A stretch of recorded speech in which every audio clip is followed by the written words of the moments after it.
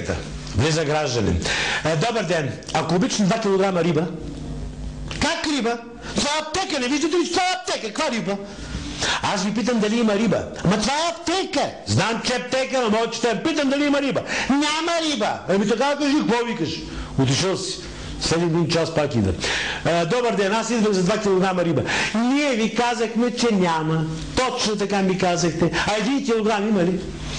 Ма моля ви се, това е аптека, тук риба не се продава. Добре, не се продава, значи няма риба. Няма риба. Добре, не викай, голяма работа.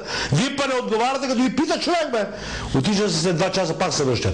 Добър ден, аз идвах за 1 кг риба, за 2 кг риба. Да, и ние ви казахме, че няма. Абе, едно ребенце за мезенце, немате ли бе да има малко да има?